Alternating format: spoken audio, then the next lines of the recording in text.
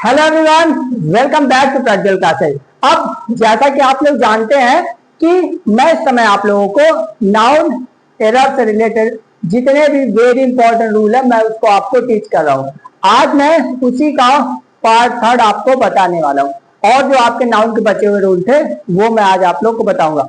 और हाँ, जिन बच्चों ने इसके पहले का वीडियो नहीं देखा वो लोग प्लीज मेरे चैनल पे जाओ, वीडियो को देखें सो दैट कि अगर उनके एग्जाम में कोई भी अगर क्वेश्चन आता है तो उनसे बिल्कुल भी गलती ना हो। अब आइए हम लोग समझते हैं आगे का। अब इसमें जैसे कि मैंने क्या लिखा हुआ है, very important rules for noun error. आपके पेपर में जितने भी नाउन एरर से रिलेटेड जितने भी रूल है मेन आज मैं उसको आप लोग को बताऊंगा।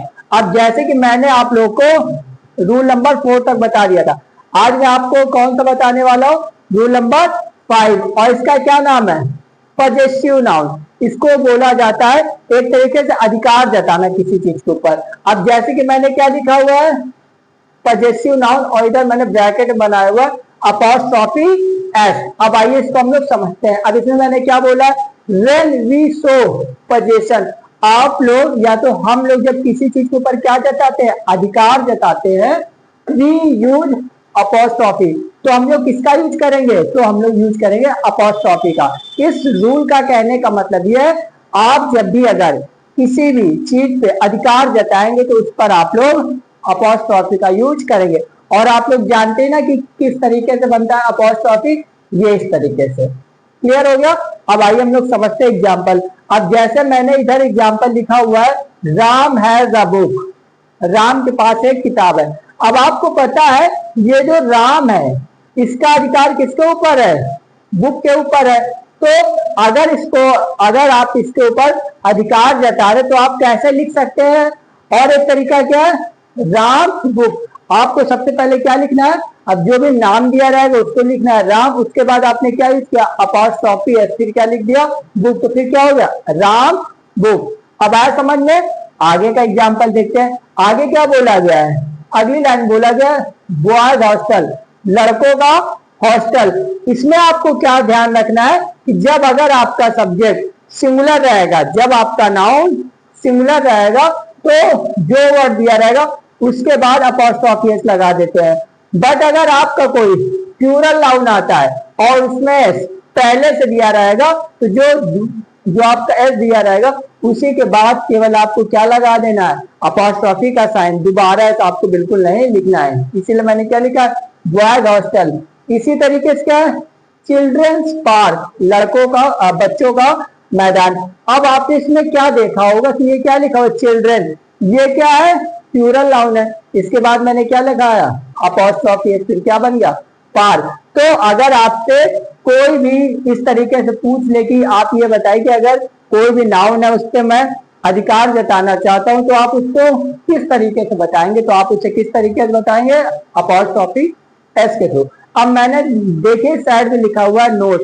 अब मैंने क्या नोट लिखा हुआ है इसको समझते हैं। अब मैंने क्या लिखा हुआ, सिंगुलर नाउन। अगर आपका कोई भी नाउन सिंगुलर है तो आप उसमें केवल क्या यूज करेंगे, अपॉस्ट्रोफी एस।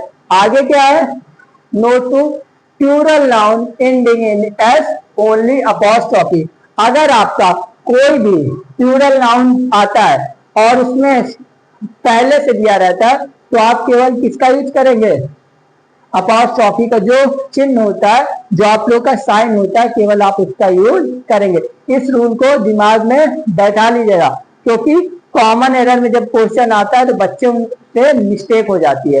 क्लियर। अब आइए हम लोग देखते हैं रूल नंबर 6। अब इसमें क्या बोला गया, आफ्टर वन ऑफ, अगर आपके सेंटेंस में क्या आ जाए, वन ऑफ आ जाए, we always use a plural noun and singular verb. इसका कहने का मतलब क्या है, इसका कहने का मतलब ये, अगर आपके सेंटेंस में क्या आता है, वन ऑफ, तो उसके बाद का आपका जो भी नाउन रहेगा वो हमेशा आप कैसा यूज करेंगे, प्लूरल। और जो उसके साथ यूज होगी वर्ब, आप उसको कैसा यूज करेंगे, सिंगुलर वर्ब यूज करेंगे। क्लियर हो गया। फिर से एक बार उनको समझ लीजिए। अगर आपके सेंटेंस में क्या आ जाता है, वन ऑफ, तो उसके बाद आप हमेशा प्लूरल नाउन का यूज करेंगे एंड सिंगुलर वर्ब का यूज करेंगे। अब आइए हम लोग समझते हैं एग्जाम्पल की, सो दैट आपको क्लियर हो जाए। अब जैसे मैंने क्या लिखा, पेपर में एज इट इज ऐसे ही क्वेश्चन आते हैं। अब जैसे कि मैंने क्या लिखा हुआ है, one of the student is absent. अब आप लोगों ने क्या देखा, इस सेंटेंस में क्या आया, वन ऑफ, उसके बाद का नाउन कैसा होना चाहिए, प्लूरल नाउन होना चाहिए, बट इसमें कैसा नाउन आया है, सिंगुलर नाउन। तो फिर ये एग्जांपल क्या हो गया आपका, रॉन्ग। एंड नेक्स्ट क्या बोला गया है, one of the student is absent. अब आप लोगों ने इसमें क्या ऑब्जर्व किया होगा कि ये जो आप लोग का आया है वन ऑफ, इसके बाद आपका नाउन कैसा है, प्लूरल नाउन आया है, और उसके साथ वर्ब कैसी आई है, सिंगुलर। तो फिर ये वाला एग्जांपल आपका क्या हो गया, राइट। अब बताइए इसमें कोई डाउट, कोई कंफ्यूजन किसी भी प्रकार का। ऐसे ही पेपर में आपको क्वेश्चन आते हैं, एग्जामिनर का ये वाला रूल फेवरेट है, इस रूल को दिमाग में फीड कर लीजिए, ये वाला और rule number 6 and rule number 7, और जो मैंने बताया तो रूल नंबर 4, उसमें से हर साल आपके पेपर में क्वेश्चन पूछे जाते हैं। अगला रूल देखते हैं, अगला रूल आपसे क्या कहता है, इसमें बहुत बच्चे कंफ्यूज रहते हैं। अब आइए समझते हैं। अब अगर आपके सेंटेंस में क्या आ जाए, आ नंबर ऑफ, और फिर या तो क्या आ जाए, द नंबर ऑफ, तो इसको आप लोग कैसे करेंगे, तो मैंने क्या लिखा हुआ इधर, नोट। अगर आपके सेंटेंस में क्या आएगा, आ नंबर ऑफ, तो ये किसके बारे में बताता है, मैनी, बहुत सी चीजों के बारे में बताता है। It takes a plural verb, तो आप इसके साथ किस टाइप की वर्ब का यूज करेंगे, प्लूरल वर्ब का यूज करेंगे। कहने का मतलब ये, अगर आपके सेंटेंस में आ नंबर ऑफ आता है तो उसके साथ आप प्लूरल वर्ब का यूज करेंगे। क्लियर हो गया। आगे देखते हैं, अगली लाइन में क्या बोला गया है, the number of, total quantity के बारे में ये बताता है। It takes a singular verb, तो इसके साथ आप किस टाइप की वर्ब का यूज करेंगे, सिंगुलर वर्ब का यूज करेंगे। मेरे कहने का मतलब ये है, अगर आपके सेंटेंस में अगर आपके सेंटेंस में आ जाता है द नंबर ऑफ, तो उसके साथ आप सिंगुलर वर्ब का यूज करेंगे। बट अगर आपके सेंटेंस में आता है आ नंबर ऑफ, तो उसके साथ आप प्लूरल वर्ब का यूज करेंगे। इसमें कंफ्यूज नहीं होएगा, क्योंकि ये वाला रूल और ये वाला रूल पेपर में बहुत अधिक पूछा जाता है। अब आइए समझते हैं हम लोग एग्जाम्पल, दो अभी आपको क्लियर हो जाएगा। अब जैसे मैंने क्या लिखा हुआ है, a number of student is absent. अब आप लोगों ने इसमें क्या ऑब्जर्व किया है, इसमें क्या आया है, आ नंबर ऑफ, बट इसके साथ अगर आप लोग देख रहे होंगे तो इसमें क्या यूज हुआ है, इज की जगह क्या होना चाहिए, आर, है ना। तो ये वाला सेंटेंस क्या हो गया आपका, रॉन्ग। पेपर में एज इट इज ऐसे सेंटेंस बना के देगा, आपको बस ये ध्यान रखना है कि अगर आपका ये आता है आ नंबर ऑफ, तो उसके साथ आप प्लूरल वर्ब का यूज करेंगे।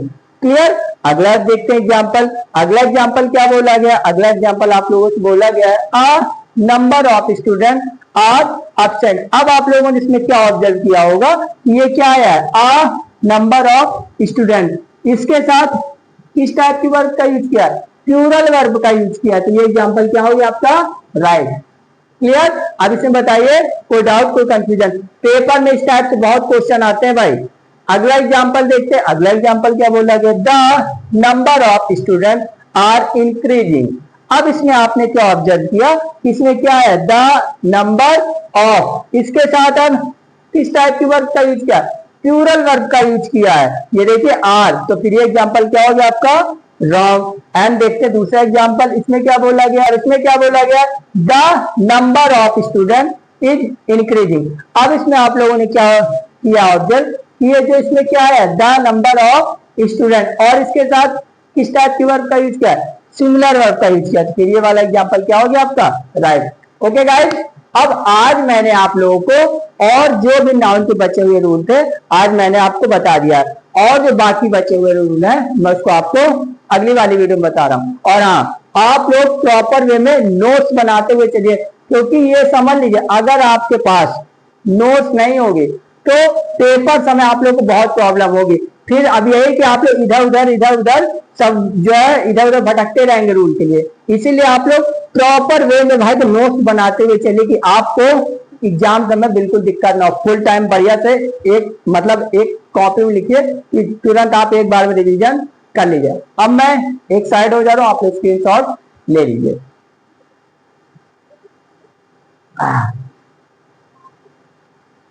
ओके गाइज, आप लोगों ने स्क्रीनशॉट ले लिया होगा। अगर वीडियो अच्छा लगा हो तो please like share and subscribe करिए। Thank you guys.